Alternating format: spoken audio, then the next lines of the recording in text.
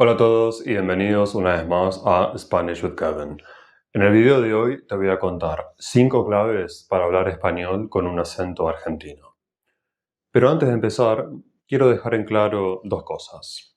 La primera, quiero remarcar el uso del artículo indefinido ahí, hablar español con un acento argentino. Porque en realidad lo que comúnmente se denomina acento argentino es el español rioplatense. El español rioplatense es un dialecto del español que se habla en Argentina y Uruguay, en la zona del Río de la Plata.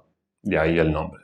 En esta zona se encuentra la capital y la ciudad más poblada de la República Argentina, la ciudad autónoma de Buenos Aires.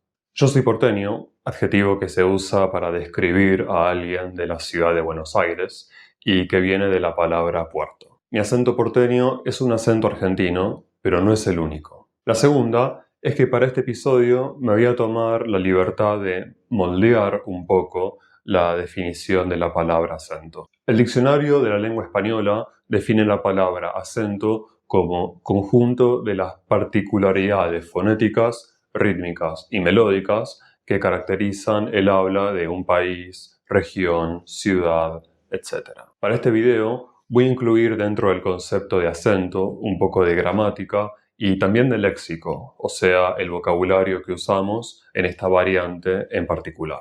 Hechas estas aclaraciones, empecemos con las 5 claves. Número 1. El voceo. El voceo es un fenómeno lingüístico dentro de la lengua española que consiste en usar el pronombre vos en vez de tú para la segunda persona del singular. En otro video, más adelante, voy a contar la historia del pronombre vos, de dónde viene y por qué lo usamos. Pero por el momento es suficiente saber que es un fenómeno especialmente común en Argentina y Uruguay, pero que también está presente en ciertas regiones de Latinoamérica. Seguramente estás pensando, más conjugaciones, genial, pero te prometo que es muy fácil. Vos tiene formas diferentes solo para el presente y el imperativo afirmativo. Después, para todos los demás tiempos verbales, la conjugación es la misma que tú. Por ejemplo, tú hablaste, vos hablaste.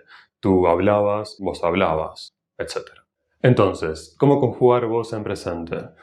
Muy fácil. Paso número 1. Toma un verbo en infinitivo que termina en ar, o ir y elimina la r. Hablar, habla. Paso número 2. Agrega una s. Hablas. Paso número 3. Finalmente, agrega el acento en la última sílaba. Hablas. Vos hablás. Listo. Y es lo mismo para todos los verbos, incluso los que típicamente son irregulares. Querer, vos querés. Jugar, vos jugás. Decir, vos decís. Es excelente, mucho más fácil que tú. Solamente hay 3 irregulares. Ser, vos sos. Ir, vos vas, y haber como verbo auxiliar. Has. ¿Cómo conjugar vos en el imperativo? Que es el modo para dar órdenes, instrucciones, consejos, etc. Es exactamente lo mismo, pero sin la S. Hablar, habla. Comer, comé. Vivir, viví. Listo. Solamente hay una excepción. Ir. No decimos ve, sino anda. Vos anda. Una aclaración importante. También existe la forma preposicional de vos. No decimos esto es para ti, sino esto es para vos. Y no decimos quiero ir contigo, sino quiero ir con vos. Pero los pronombres de objeto directo o indirecto son los mismos que para tú. Por ejemplo, decimos te quiero o te recomiendo. No hay una forma especial. Tampoco hay una forma especial para el pronombre posesivo. Tu libro, tu canción, etc. Número 2. El yeísmo reilado. El yeísmo reilado es también un fenómeno lingüístico característico del español rioplatense, que consiste en pronunciar la doble L y la Y como sh. Entonces, una frase como yo me llamo Kevin suena como yo me llamo Kevin. Otros ejemplos. Lluvia, pollo, playa, yogurt. Pero cuidado, no siempre. Si la Y está al final de una palabra, como en la palabra hoy, mantiene ese sonido. O si es una palabra de origen extranjero, como ballet, palabra francesa que a su vez viene del italiano balletto, que significa baile. En esos dos casos no pronunciamos sh. Número 3. La S aspirada. Muchas veces, cuando estoy enseñando, mis estudiantes piensan que yo no pronuncio la S. Por ejemplo, una palabra como bosque, forest en inglés, no importa cuántas veces la repita, ellos escuchan bosque. Yo te juro que estoy pronunciando la S, pero es una S aspirada. En fonética, aspirar significa pronunciar con una respiración que se puede oír. La S aspirada suena un poco similar a la H en inglés, pero más suave. No es un sonido fuerte, es más como un soplido cortito que casi desaparece. Una pequeña explosión de aire. Si pones tu mano cerca de tu boca, vas a sentir el aire. Pero ojo, no siempre aspiramos la S. Cuando la S está antes de una vocal o al final de una palabra, se pronuncia normalmente. Ser, casa, música, país, más, menos. Cuando la S está antes de una consonante, la aspiramos. Veamos esta frase. Hacemos las mismas cosas todos los días. Estoy hablando a una velocidad normal, aspirando la S. Un poco más lento. Hacemos las mismas cosas todos los días. La única S que suena normal es la primera S en cosas y la S en días. Cuidado, aspiramos la S antes de una consonante, sí, pero siempre y cuando pronunciemos ese sonido consonante inmediatamente después, conectando los sonidos. Porque si hay una pequeña pausa entre las palabras, la S se pronuncia normalmente. Hacemos las mismas cosas todos los días. Practícalo, pero no te obsesiones. Va a tomar un poquito de tiempo hasta que puedas aspirar la S naturalmente. Número 4.